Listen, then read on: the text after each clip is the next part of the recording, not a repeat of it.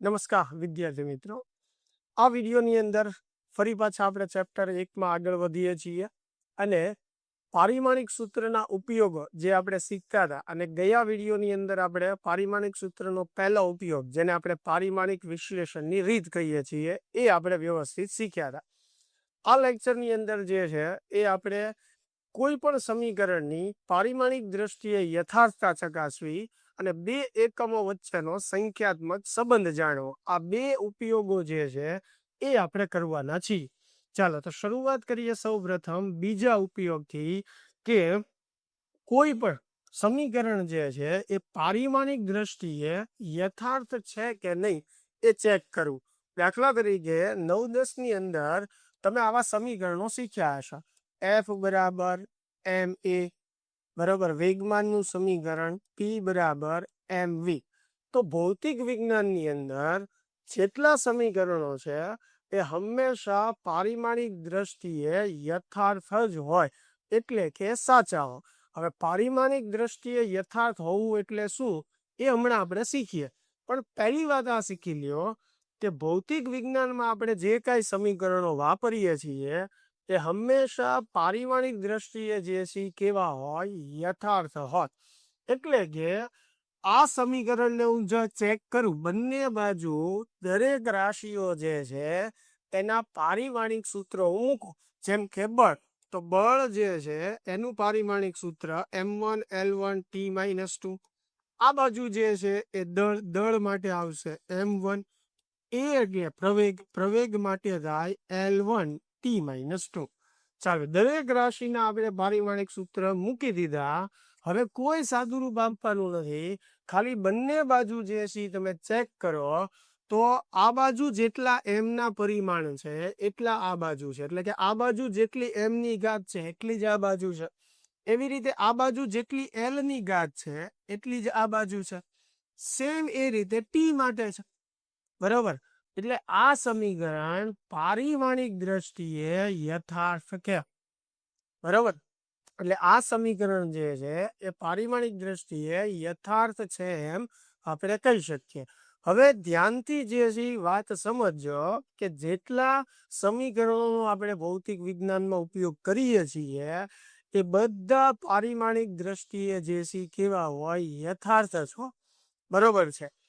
એટલે આના પરથી આપણને ખબર પડે કે જો સમીકરણ પારિમાણિક દ્રષ્ટિએ યથાર્થ હોય તો એ સમીકરણ જે છે એ સાચું હોઈ શકે. હવે સમજો આમાં હોઈ શકે એમ શું કામ બોલ્યો એ આગળ તમને હું સમજાવીશ, બરોબર. આપણે એક્ઝામ્પલ કરશું ત્યારે એમ, પણ આ વસ્તુ સમજો કે જે સમીકરણો આપણે ઉપયોગ કરીએ છીએ એ હંમેશા પારિમાણિક દ્રષ્ટિએ કેવું હોય, યથાર્થ.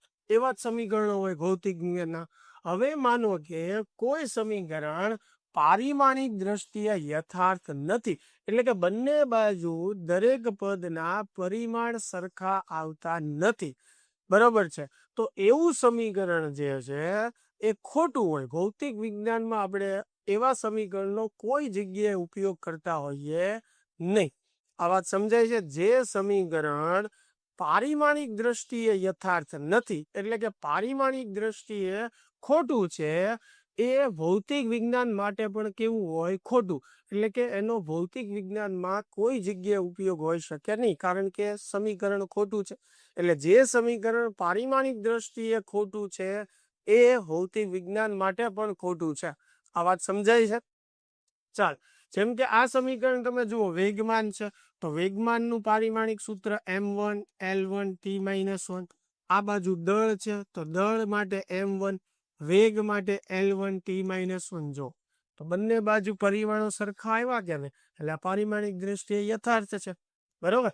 ચાલો, તો આપણને જે પ્રશ્નો પૂછાશે MCQમાં કે એમાં, તો એ એવી જ રીતે પૂછાશે કે ભાઈ ચકાસો આ સમીકરણ પારિમાણિક દ્રષ્ટિએ યથાર્થ છે કે નહીં. આપણે તો ખાલી યથાર્થ છે કે નહીં પારિમાણિક દ્રષ્ટિએ એ જ ચકાસવાનું છે, બરોબર છે. એની માટે તમને સમીકરણ આપેલું હોય, સમીકરણની અંદર આવતી દરેક ભૌતિક રાશિના નામ પણ આપેલા હોય, બરોબર. આપણે ખાલી જવાબ આપવાનો. જેમ કે અહીંયા જો ઉદાહરણ તરીકે કે સમીકરણ 1/mv² બરાબર mgh, બરોબર. પારિમાણિક દ્રષ્ટિએ યથાર્થ છે કે નહીં એ ચકાસો. એમ જે છે એ દળ છે, વી વેગ છે, જી ગુરુત્વ પ્રવેગ છે અને એચ જે છે એ ઊંચાઈ છે. ચાલો કે બંને બાજુ આપણે પારિમાણિક સૂત્રો જે છે એ મૂકવાના છે. બરોબર છે. ચાલો હવે આ જે છે અચળ પદ છે, સંખ્યા છે, તો એનું કોઈ પરિમાણ ન થાય એટલે એની જગ્યાએ કાંઈ નથી મૂકવાનું અને એને પણ નથી લખવાનું. પછી ઘણા વિદ્યાર્થી શું કરે, પારિમાણિક સૂત્ર અહીંયા મૂકતા હોય ત્યાર પાછું વારંવાર વનાફ લખે. એવું નથી કરવાનું. આપણે પારિમાણિક સૂત્રો મૂકીએ છીએ તો વનાફ માટે કાંઈ પારિમાણિક સૂત્ર ન આવે એટલે એની જગ્યાએ કાંઈ નથી લખવાનું. હવે એમ એટલે દળ, દળ માટે m1, v એટલે વેગ, તો L1 t-1 ઉપર પાછી 2 ઘાત છે તો માથે 2 ઘાત આપણે કરીશું. ચાલો બરાબર. અહીંયા m એટલે દળ, તો દળ જે છે એની વનાફ સોરી 1 ઘાત એટલે m1, પછી g ગુરુત્વ પ્રવેગ એટલે L1 t-2. બરાબર. ચાલો h એટલે ઊંચાઈ, ઊંચાઈ માટે શું આવશે L1. બંને બાજુ તમારે શું કરવાના છે, જે ભૌતિક રાશિઓ આપી છે એના પારિમાણિક સૂત્રો મૂકવાના છે. બરાબર છે. ચાલો જો કાંઈ ગાણિતિક સાદુરૂપ આપતું હોય તો પહેલા આપી દેવાનું, પછી સરખાવવાનું. અહીંયા 2 ઘાત આ બંને માથે છે તો L ની 2 ઘાત 1 ગુણ્યા 2. બરોબર. અહીંયા -1 ગુણ્યા 2 એટલે -2. અહીંયા m1 L1 t-2 L. બરોબર. ગાણિતિક સાદુરૂપ જ્યાં થતું હોય ત્યાં આપવાનું છે. ચાલો ડાબી બાજુ એમનો. અહીંયા તમે જુઓ તો m વાળું પદ 1 જ છે પણ L વાળા પદ 2 છે.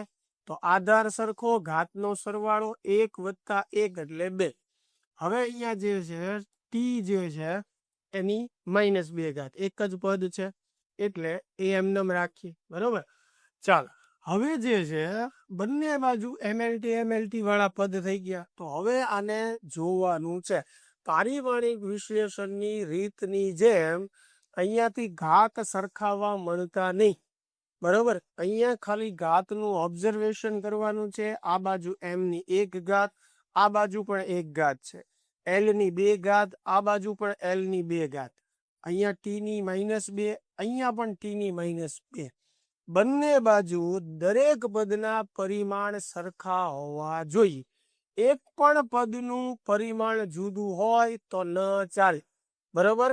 તો અહીંયા બંને બાજુ દરેક પદના પરિમાણ સરખા છે એટલે આપણે કહી શકીએ કે આ સમીકરણ પારિમાણિક દ્રષ્ટિએ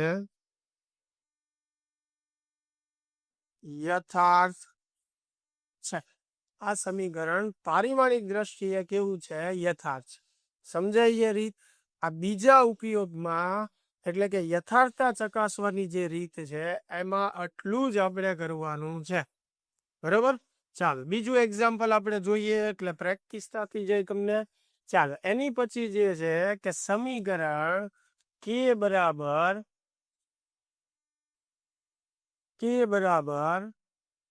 m² અને v².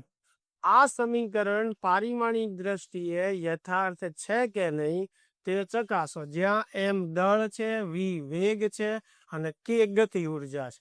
ચાલો આ બાજુ ગતિ ઉર્જા માટે પારિમાણિક સૂત્ર m1 L2 t-2. ઉર્જા કોઈ પણ હોય એનું પારિમાણિક સૂત્ર m1 L2 t-2 જ થાય.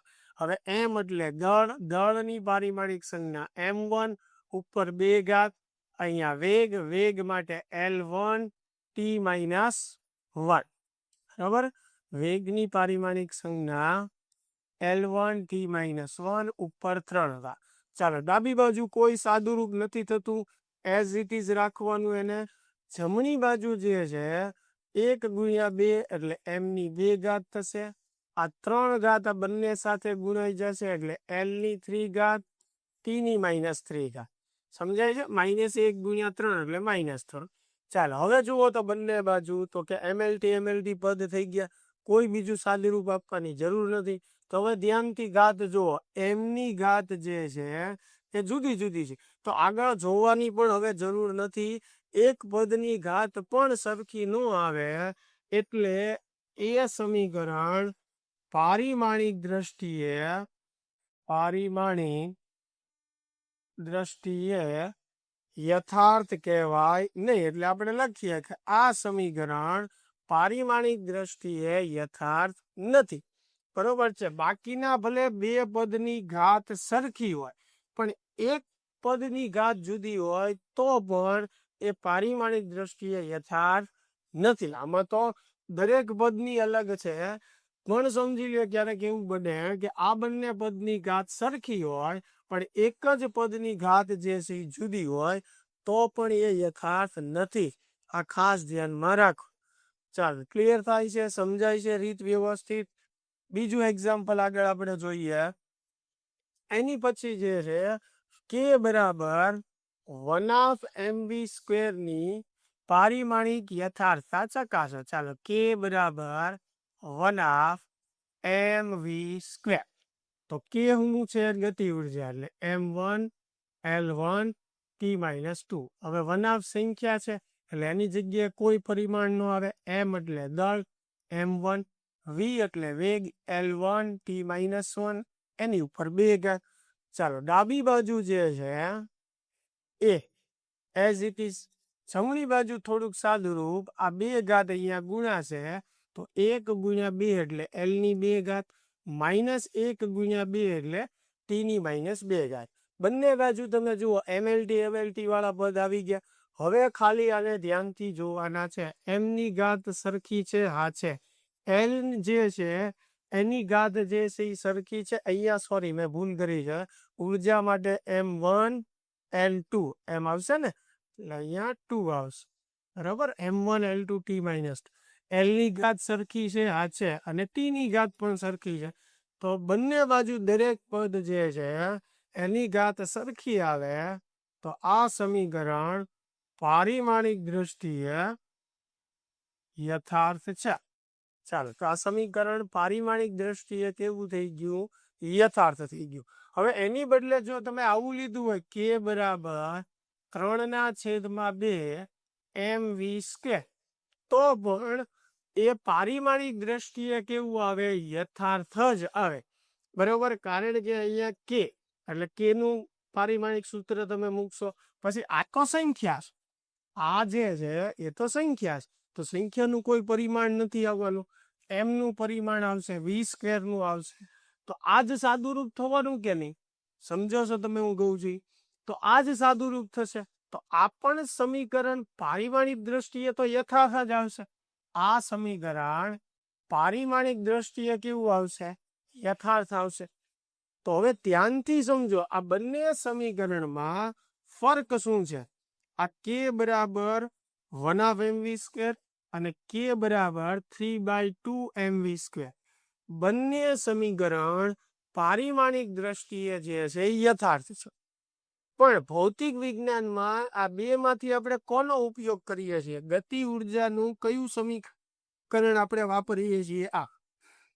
એટલે ધ્યાનથી આ લાઈન યાદ રાખો કે જે સમીકરણ પારિમાણિક દ્રષ્ટિએ યથાર્થ હોય એ ભૌતિક વિજ્ઞાનમાં સાચું હોય એવું જરૂરી નથી. સમજાય છે? જે સમીકરણ પારિમાણિક દ્રષ્ટિએ યથાર્થ હોય એ ભૌતિક વિજ્ઞાન માટે પણ સાચું છે એવું જરૂરી નથી.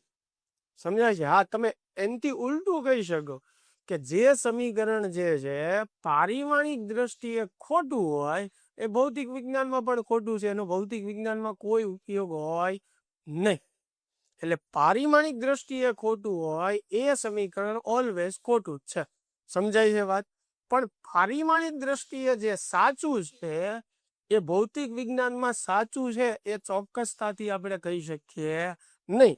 કારણ કે આ બે સમીકરણ જુઓ, બંને પારિમાણિક દ્રષ્ટિએ સાચા છે પણ આ સમીકરણ ભૌતિક વિજ્ઞાન માટે ખોટું છે, એનો આપણે ઉપયોગ નથી કરતા. આ હવે ગતિ ઉર્જાનું સમીકરણ. સમજાય છે? એટલે આ બે લાઈન ખાસ આપણે મગજમાં રાખવાની છે કે પારિવાણિક દ્રષ્ટિએ જે સમીકરણ ખોટું હોય એ ભૌતિક વિજ્ઞાન માટે ખોટું જ છે. બરાબર? અને જે પારિમાણિક દ્રષ્ટિએ સાચું છે એ ભૌતિક વિજ્ઞાન માટે સાચું જ છે એવું આપણે ચોક્કસતાથી કહી શકીએ નહીં. ચાલો આગળ વધીએ. બીજા પણ આપણે એક્ઝામ્પલ જોઈએ. એની પછી જે છે કે બરાબર ma ચાલો કે બરાબર એમ એ જે છે તો એમાં એ શું દર્શાવે છે? પ્રવેગ દર્શાવે છે. ચાલો અહીંયા ગતિ ઉર્જા આપણે મૂકીએ m1 l2 t-2, દળ માટે જે છે m1, પ્રવેગ માટે જે છે l1 t-2. પ્રવેગનું પારિમાણિક સૂત્ર l1 t-2, દળ માટે m1. ચાલો બંને બાજુ mlt પદ જે છે એ થઈ ગયા. તો અહીંયા જે છે હવે આપણે ઘાત જોઈએ, m ની ઘાત સરખી છે, l ની ઘાત જે છે જો જુદી જુદી છે, t ની ઘાત જે છે એ સરખી છે, પણ એક જ પદ એવું છે કે જેની ઘાત જુદી છે. તો પણ આ સમીકરણ પારિમાણિક દ્રષ્ટિએ યથાર્થ નથી.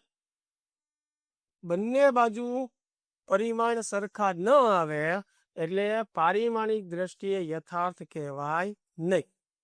બરોબર, આપણે બીજું કાંઈ ડિટેલમાં જવાબ નથી આપવાનો કે ભૌતિક વિજ્ઞાનમાં આનો ઉપયોગ થશે કે નહીં થાય. એ તો મેં તમને ખાલી સમજાવવા માટે કીધું. આપણને પ્રશ્ન પૂછ્યો છે કે યથાર્થ ચકાસો, સરખું આવે તો યથાર્થ છે એમ કહી દો, સરખું ન આવે તો યથાર્થ નથી એમ કહી દો, વાત પૂરી થઈ જશે અહીંયા. બરોબર, ચાલો એની પછી પ્રશ્ન જોઈએ આપણે. તો કે બરાબર 3/16, કે બરાબર 3/16 mv². તો આ સમીકરણ પારિમાણિક દ્રષ્ટિએ યથાર્થ છે. હમણાં જ આપણે એક સમીકરણ જે કર્યું કે બરાબર 1/mv², એક ઉદાહરણ મેં તમને બીજું આપ્યું કે બરાબર 3/2 mv². તો અહીંયા રકમ એ છે કે બરાબર 3/16 mv². તો 3 સમીકરણ જે છે એમાં સંખ્યાનું કોઈ પરિમાણ ન આવે. બરાબર છે, એટલે બાકીના સામ સામે પરિમાણ સરખા જ થવાના છે. આ આપણે ગણેલું જ છે. એટલે 3 સમીકરણ પારિમાણિક દ્રષ્ટિએ કેવા થાય? યથાર્થ થાય. સમજાય છે વાત? એટલે આનું સાદુરૂપ તો હું આશા રાખું કે તમે આપી દેશો, જેમ આમાં આપ્યું છે એ જ રીતે આપણે આપવાનું છે. બરાબર, ચાલો એની પછીનો પ્રશ્ન જોઈએ કે કે બરાબર 1/mv² પ્લસ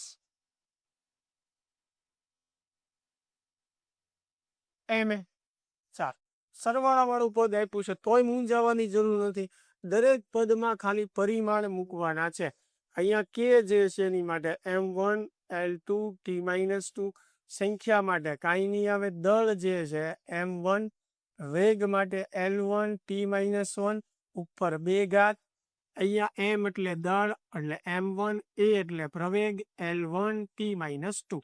ચાલો દરેક પદના પરિમાણ પારિમાણિક સૂત્ર મૂકી દઈએ.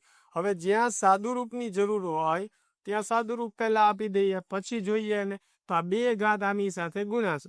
તો m1 l2 t-2. ચાલો આ પદની અંદર m1 l1 t-2. હવે કોઈ સરવાળો કે કોમન કાઢવાનું કે કોઈ પણ જાતનું સાદુરૂપ આમાં આપવાનું થતું નથી. બરોબર, હવે દરેક પદમાં mlt આવી ગયા. અહીંયા ખાલી અટકી જવાનું છે અને ઓબ્ઝર્વેશન જ કરવાનું છે. m ની ઘાત દરેક પદમાં સરખી છે. l ની ઘાત જે છે એ દરેક પદમાં સરખી નથી. આ બંને પદમાં 2 છે અને અહીંયા કેટલી છે? 1 છે. એટલે l ની ઘાત જુદી છે. એટલે આ સમીકરણ પારિમાણિક દ્રષ્ટિએ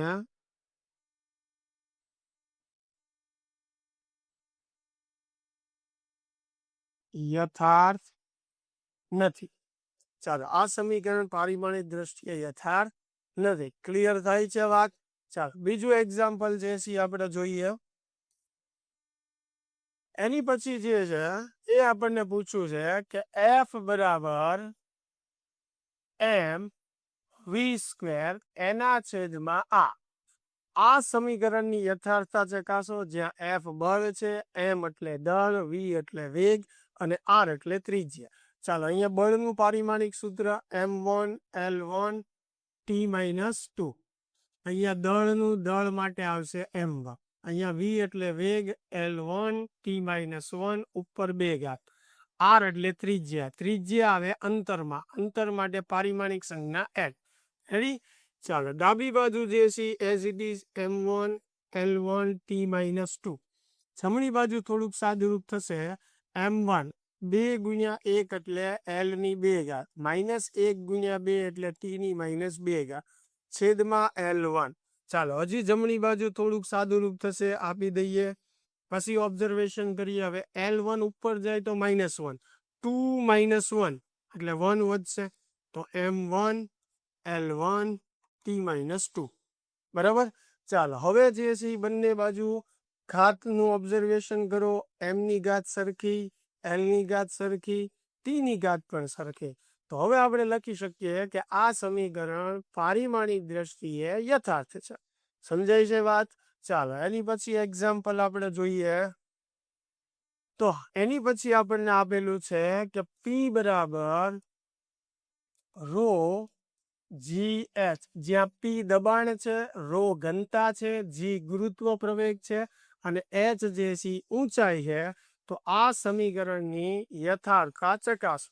ચાલો P જે છે દબાણ છે, દબાણ માટે પારિમાણિક સૂત્ર શું થશે? M1 L - 1 T - 2. રો એટલે ઘનતા, ઘનતા માટે M1 L - 3. G એટલે ગુરુત્વ પ્રવેગ L1 T - 2. H એટલે ઊંચાઈ, ઊંચાઈ માટે L1. ચાલો તો M1 L - 1 T - 2.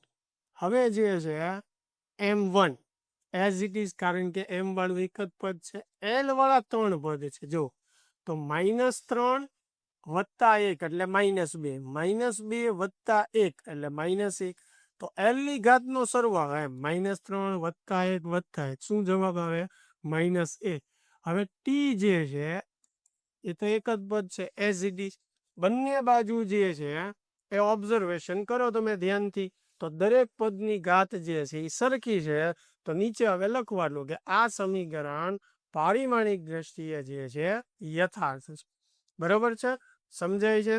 ચાલ બીજું કોઈ એક્ઝામ્પલ હોય તો જોઈએ. હવે ચાલ એની પછી હા હજી એક એક્ઝામ્પલ છે આપણી પાસે. ચાલ F into S બરાબર 1/2 mv² minus 1/2 mv02.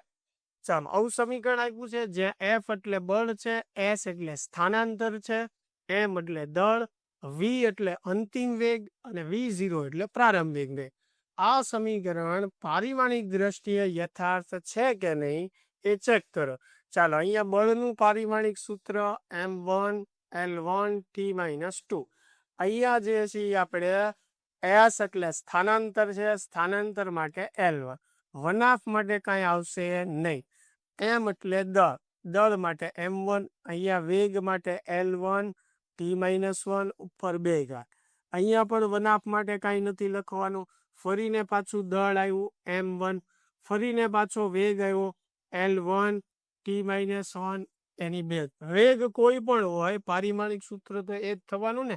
ચાલો ડાબી બાજુ જે છે એઝ ઇટ ઇઝ, જમણી બાજુ થોડુંક સાદુરૂપ આપણે આપી દઈએ. M1 આ 2 ઘાત અહીંયા ગુણાય એટલે L ની 2 ઘાત, T જે છે એની -2 ઘાત, માઇનસ એમનમ અહીંયા પણ સાદુરૂપ આપો તો M1 L ની 2 ઘાત T ની -2.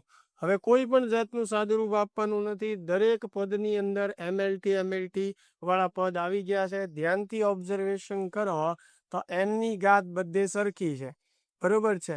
અહીંયા એક પદ આપણે ભૂલી ગયા છીએ. જો L જે છે એની 1 ઘાત છે અને આ પણ 1 છે, તો આધાર સરખો, ઘાતનો સરવાળો, એટલે અહીંયા L ની કેટલી ઘાત થઈ જશે?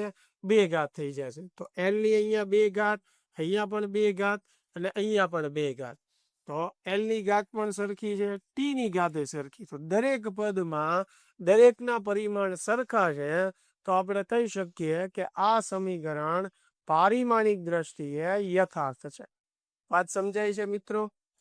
ચાલો હવે એની પછી જો કોઈ એક્ઝામ્પલ હોય તો આપણે જોઈએ, નહીતર આપણે ત્રીજા ઉપયોગ ઉપર જશું. ચાલો હજી એક એક્ઝામ્પલ જે છે આપણી પાસે છે. ચાલો વ્યવસ્થિત જોઈ લઈએ એટલે પ્રેક્ટિસ જે છે વ્યવસ્થિત તમને થઈ જાય. S બરાબર V0t પ્લસ 1/2 AT². આ સમીકરણની પારિમાણિક યથાર્થતા ચકાસો, જ્યાં એસ સ્થાનાંતર છે, ટી સમય છે, એ જે છે એ પ્રવેગ છે અને વી તો વેગ છે. ચાલો અહીંયા સ્થાનાંતર માટે આપણે શું લખશું? L1. વેગ માટે શું લખશું? L1 t-1. ગુણાકારમાં સમય માટે t1. પછી આ પ્લસ છે તો પ્લસની નિશાની. વનાફ માટે કાંઈ આવવાનું નથી. હવે એ જે છે પ્રવેગ. પ્રવેગ માટે L1 t-2. પારિમાણિક સૂત્રો મૂકવાના છે. પછી અહીંયા સમય જે છે એની માટે ટી આવે, પણ સમયનો વર્ગ છે તો અહીંયા વર્ગ થઈ જશે. ચાલો તો L1 આ બાજુ જે છે જુઓ t1 - 1 0 થઈ જશે. કોઈ પણની 0 ઘાત એટલે જવાબ 1 આવે. તો ખાલી અહીંયા L1 વધે. આ વત્તા નિશાની એમનામ. અહીંયા પણ t ની 0 ઘાત થઈ જશે તો L1 આવશે. રેડી? તો દરેક પદમાં જુઓ L એક જ પદ આવે છે અને એના પરિમાણ પણ સરખા છે. તો આ સમીકરણ પારિમાણિક દ્રષ્ટિએ યથાર્થ છે. હવે જરૂરી નથી કે આપણે અહીંયા બધા મોટા ભાગના એક્ઝામ્પલ યથાર્થ છે એવું આવ્યું તો એવું નથી સમજી લેવાનું મોટા ભાગે યથાર્થ હોય એવા જ એક્ઝામ્પલ આપે. એ તો કોઈ પણ આપી શકે, પણ મેં અહીંયા જે એક્ઝામ્પલ લીધા છે એમાં મોટા ભાગના સમીકરણ પારિમાણિક દ્રષ્ટિએ યથાર્થ નીકળ્યા છે. એ યથાર્થ ન પણ હોય તો એ આપણે ગણતરીથી મેળવીને નક્કી કરવાનું છે, અગાઉ જાતે નક્કી કરી લેવાનું નથી. ચાલો આગળ વધીએ પાછા. તો એની પછી પણ આપણને એક સમીકરણ આપેલું છે તો એ પણ જોઈ લઈએ કે ભાઈ F બરાબર m/t, જ્યાં F એટલે બળ, m એટલે દળ અને t જે છે એ સમય છે. બરોબર છે? તો પારિમાણિક દ્રષ્ટિએ યથાર્થ છે કે નહીં ચકાસો. ચાલો બળનું પારિમાણિક સૂત્ર m1 L1 t-2. દળ જે છે એની માટે શું આવશે? m1 આવશે. નીચે સમય માટે શું આવશે? t1 આવશે. બરોબર છે? ડાબી બાજુ જે છે as it is m1 L1 t-2. જમણી બાજુ m1 બરોબર અને t ઉપર જશે તો t-1. હવે ધારો કે આ બાજુ mlt છે, આ બાજુ l નથી આવતો તો તમે L0 તો લખી શકો સરખાવવામાં સરળતા રહે. તો m ની ઘાત સરખી છે પણ l ની ઘાત સરખી નથી, t ની ઘાત સરખી નથી. બરોબર? એટલે જ્યારે બંને બાજુ દરેક જે પદ છે એના પરિમાણ સરખા ન આવે તો એ જે સમીકરણ છે પારિમાણિક દ્રષ્ટિએ યથાર્થ નથી. તો આમાં આપણે નીચે શું લખશું કે આ સમીકરણ પારિમાણિક દ્રષ્ટિએ યથાર્થ નથી. બરાબર? ચાલો આગળ વધીએ પાછા.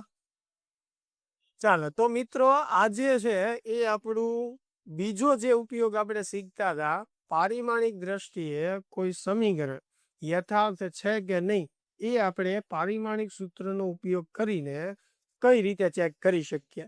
બરાબર? એના એક્ઝામ્પલ આપણે ઘણા બધા કર્યા, જેથી કરીને તમને હવે આઈડિયા આવી ગયો હશે કે સમીકરણની યથાર્થતા જે છે એ આપણે કઈ રીતે ચકાસી શકીએ છીએ. બરાબર? તો બે ઉપયોગ જે છે આપણે પૂરા કર્યા, જે ખાસ તમને NCERT ટેક્સ્ટબુક જે છે એમાં આપેલા છે.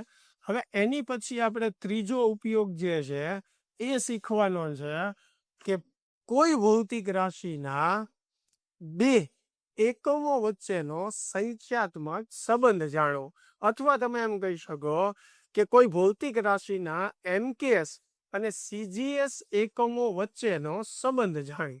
હવે એની માટે બીજી પણ રીત છે આપણી પાસે, પણ પારિમાણિક સૂત્રનો ઉપયોગ કરીને પણ જાણી શકાય. અને આપણે ટોપિક એ જ ભણીએ છીએ કે પારિમાણિક સૂત્રનો ઉપયોગ ક્યાં થઈ શકે. એટલે આમાં આપણે એ જ શીખશું કે પારિમાણિક સૂત્રનો ઉપયોગ કરીને આપણે MKS એકમ અને CGS એકમ વચ્ચેનો સંબંધ કઈ રીતે મેળવી શકીએ. જેમ કે તમે અંતરની વાત કરો તો અંતર માટે મીટર એક એકમ છે, બીજો એકમ જે છે સેન્ટીમીટર છે. તો મીટર જે છે કઈ પદ્ધતિનો એકમ છે? MKS. અને સેન્ટીમીટર કઈ પદ્ધતિનો એકમ છે? CGS. એટલે આપણે એમ કહી શકીએ કે અંતરનો MKS એકમ મીટર છે અને અંતરનો CGS એકમ સેન્ટીમીટર. હવે આ બે વચ્ચેનો સંબંધ શું છે? તો કે 1 મીટર બરાબર 100 સેન્ટીમીટર. એટલે કે 1 મીટર બરાબર 10⁵ સેન્ટીમીટર થાય. તો અંતર માટે MKS અને CGS એકમો વચ્ચેનો આ સંબંધ થઈ ગયો. તો આવા સંબંધો જે છે એ આપણે પારિમાણિક સૂત્રનો ઉપયોગ કરીને પણ મેળવી શકીએ છીએ. ચાલો કઈ રીતે? તો એની માટે આપણે કાર્ય જે છે અથવા ઉર્જા જે છે એનું ઉદાહરણ લઈએ. બરાબર છે કે ભાઈ કાર્ય માટે એમકેએસ અને સીજીએસ એકમો વચ્ચેનો સંબંધ જે છે એ મેળ. તો સૌ પ્રથમ જે છે એ આપણે કાર્યનું પારિમાણિક સૂત્ર લખશું અને કયા એકમમાં લખશું? એમકેએસમાં. હવે સમજો કાર્યનું પારિમાણિક સૂત્ર જે છે એ M1 L2 અને T-2 થાય. પણ એમકેએસ પદ્ધતિમાં પહેલા હું લખું તો એમ હું બતાવે દળ, તો એમાં દળ કેજીમાં હોય, પછી અંતર જે છે એ મીટરમાં હોય અને સમય જે છે એ સેકન્ડમાં હોય. એટલે અહીંયા મેં કિલોગ્રામ, મીટર ને સેકન્ડ લખ્યું એટલે ખ્યાલ આવે કે એમકેએસ પદ્ધતિમાં આપણે એકમ લખ્યો છે. બરોબર છે. હવે મારે એમાંથી સીજીએસ મેળવવો છે એટલે હું આ દરેક પદ જે છે એને સીજીએસમાં ફેરવું. તો સીજીએસ પદ્ધતિમાં કિલોગ્રામની બદલે શું હોય? ગ્રામ. તો કિલોગ્રામને ગ્રામમાં ફેરવવું હોય તો 10⁻³ વડે ગુણાય. કન્વર્ઝેશનમાં આપણે શીખ્યા. અને એમની જેટલી ઘાત છે એટલી ઘાત આની પણ થાય. અહીંયા એમની 1 ઘાત છે તો આની 1 ઘાત કરો તો એ પદ એનું એ જ રહેવાનું છે.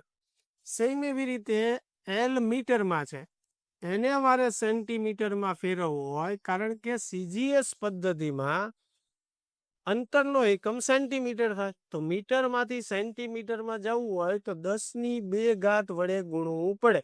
તો અહીંયા એલ ની 2 ઘાત છે એટલે પહેલા મેં 10⁻² વડે ગુણ્યું એટલે મીટરનું શું થશે? સેન્ટીમીટર. પણ અહીંયા એલ ની કેટલી ઘાત છે? 2. તો આની પણ 2 ઘાત થશે જેના વડે તમે ગુણો છો.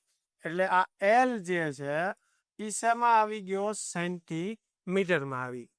બરોબર છે. ચાલ હવે એમકેએસ પદ્ધતિ હોય કે સીજીએસ હોય એમાં સમય તો સેકન્ડમાં જ હોય તો ત્યાં કોઈ ફેરફાર કરવાની જરૂર નથી. ચાલ તો હવે અહીંયા 10 ની કેટલી ઘાત છે? 3. અહીંયા 10 ની કેટલી ઘાત છે? 4. 2 દુ 4 એટલે 10 ની કેટલી ઘાત આવી? અહીંયા 4. અહીંયા કેટલી છે? 3. તો 4 વત્તા 3 એટલે ટોટલ કેટલી ઘાત થઈ જશે? 10⁷ ઘાત થઈ જશે. M1 ગ્રામમાં છે, L2 સેન્ટીમીટર અને T-2 સેક. તો આ જે છે એ કઈ પદ્ધતિમાં હતું? એમકેએસ. એને આપણે શેમાં ફેરવી નાખ્યું? સીજીએસ. તો અહીંયા હું આવું લખી શકું કે કાર્યનો એમકેએસ એકમ બરાબર શું આવ્યું? 10⁷ ઘાત ગુણ્યા કાર્યનો સીજીએસ એકમ. બરાબર. આ તમે જુઓ સીજીએસ માં આવ્યું ને, તો એમકેએસ એકમ બરાબર 10⁷ ઘાત ગુણ્યા સીજીએસ એકમ. હવે કાર્યનો એમકેએસ એકમ જે છે એ જૂલ છે. બરાબર. તો 1 જૂલ બરાબર 10⁷ ઘાત સીજીએસ એકમ. હવે સીજીએસ માં કાર્યના એકમને કહેવાય અર્ગ. તો 1 જૂલ બરાબર 10⁷ ઘાત અર્ગ થયું. એટલે કે જૂલને અર્ગમાં ફેરવવું હોય તો 10⁷ ઘાત વડે ગુણવું પડે. આ એમકેએસ એકમ છે, આ સીજીએસ એકમ છે. એટલે પારિમાણિક સૂત્રનો ઉપયોગ કરીને આપણને બંને વચ્ચેનો સંબંધ મળ્યો. આ વાત ક્લિયર થાય છે અહીંયા મિત્રો? ચાલ એક બીજું એક્ઝામ્પલ જોઈએ. આ તો કાર્ય માટે હતું. બરોબર છે. ધ્યાનથી જોઈ લેજો, સાદું આખું વ્યવસ્થિત. હવે આપણે વાત કરીએ બળ માટે. દાખલા તરીકે મને પ્રશ્ન જે છે એ બળ માટે પૂછેલો કે ભાઈ બળ માટે એમકેએસ અને સીજીએસ એકમ વચ્ચેનો સંબંધ મેળવો. ચાલો તો સૌથી પહેલા જે છે એ હું બળનું પારિમાણિક સૂત્ર જે છે લખીશ. બળનું પારિમાણિક સૂત્ર M1 L1 અને T-2 થશે. પણ પહેલા એમકેએસ માં લખશું એટલે દળ કિલોગ્રામમાં આવશે, અંતર જે છે એ મીટરમાં આવશે અને સમય જે છે એ સેકન્ડમાં આવશે. બરોબર. હવે આ એમકેએસ ને મારે સીજીએસ માં ફેરવવાનું. તો કિલોગ્રામને ગ્રામમાં ફેરવવા માટે 10⁻³ ઘાત વડે ગુણવાનું. આની ઉપર જેટલી ઘાત હોય એટલી ઘાત આની ઉપર થાય. પણ 1 ઘાત છે તો 3 × 1 3 જ રહેવાનું. તો અહીંયા M1 હવે ગ્રામમાં આવી ગયું. ચાલો મીટર ને સેન્ટીમીટરમાં ફેરવવાનું એટલે 10⁻² ઘાત. હવે એલ ની કેટલી ઘાત છે 1, તો આની પણ 1 ઘાત, તો 2 ગુણ્યા 1 એટલે 2 જ રહેવાનું છે, એટલે L1 સેન્ટીમીટર. અને સમય જે છે એ સીજીએસ પદ્ધતિમાં પણ શેમાં રહે? સેકન્ડ. ચાલો 10 ની 3 ઘાત અને 10 ની 2 ઘાત, તો 10 ની 3 અને 2 એટલે 10 ની કેટલી ઘાત થશે? 5. બરોબર. આ આખું જે છે એ હવે કયા એકમમાં આવી ગયું? સીજીએસ એકમમાં આવી ગઈ. તો હવે હું લખી શકું કે બળનો એમકેએસ એકમ બરાબર કેટલું આવ્યું? 10 ની 5 ઘાત ગુણ્યા બળનો સીજીએસ એકમ. ચાલ, હવે બળનો એમકેએસ એકમ જે છે આપણને ખબર છે શું કહેવાય? ન્યૂટન. બરાબર આવ્યું 10 ની 5 ઘાત ગુણ્યા સીજીએસ એકમ. હવે બળના સીજીએસ એકમને કહેવાય ડાઈ. બરાબર. તો 1 ન્યૂટન બરાબર 10 ની 5 ઘાત ડાઈને થયું. તો ન્યૂટનને ડાઈનમાં ફેરવવું હોય તો 10 ની 5 ઘાત વડે ગુણવાનું. તો આ બળ માટે એમકેએસ એકમ અને સીજીએસ એકમ વચ્ચેનો સંબંધ થયો. એવી જ રીતે મિત્રો તમને હું દબાણ માટે હોમવર્કમાં આપું છું કે દબાણ માટે એમકેએસ એકમ અને સીજીએસ એકમ વચ્ચેનો સંબંધ મેળવો. એ સંબંધ શું આવે છે? એ સાથે સાથે બળના એમકેએસ એકમને શું કહેવાય અને બળના સીજીએસ એકમને શું કહેવાય એનું નામ એ પણ જે છે એ તમારે મેળવવાનું છે. ચાલો તો કરી નાખશો ને દબાણ માટે. તો મિત્રો અહીંયા જે છે એ પારિમાણિક સૂત્રના જે આપણે ઉપયોગો શરૂ કર્યા હતા. પહેલો ઉપયોગ પારિમાણિક વિશ્લેષણની રીત, બીજો ઉપયોગ જે છે એ સમીકરણની યથાર્થતા ચકાસવી, અને ત્રીજો ઉપયોગ જે છે ભૌતિક રાશિના એમકેએસ અને સીજીએસ એકમો વચ્ચેનો સંબંધ જાણવો. આ 3 ઉપયોગો જે છે એ અહીંયા પૂરા થાય છે.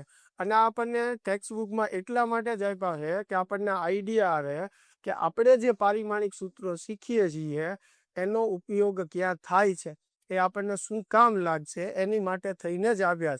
એમસીક્યુ માટે પણ આ મહત્વનું છે. બરોબર. આપણે આ 3 ઉપયોગો જે કર્યા એની અંદર જે શીખ્યા છીએ એની ઉપરથી પણ બીજી રીતના એમસીક્યુ જે છે પૂછાય છે. જ્યારે આ ચેપ્ટરના આપણે એમસીક્યુ કરીએ, પીવાયક્યુ કરીએ ત્યારે જે છે એવા બધા પ્રશ્નો જે છે હું કરાવીશ. તો ખાસ વ્યવસ્થિત તમે પ્રશ્નોની પ્રેક્ટિસ કરજો, રીતની પ્રેક્ટિસ કરજો, એટલે સમજાઈ જશે. છતાં પણ કોઈ પ્રોબ્લેમ રહે તો મને કોમેન્ટમાં જણાવજો, જેથી કરીને નેક્સ્ટ વિડીયોમાં આપને જે તકલીફ છે એનું સોલ્યુશન આપી શકું. ચાલો તો મળીએ નેક્સ્ટ વિડીયોમાં.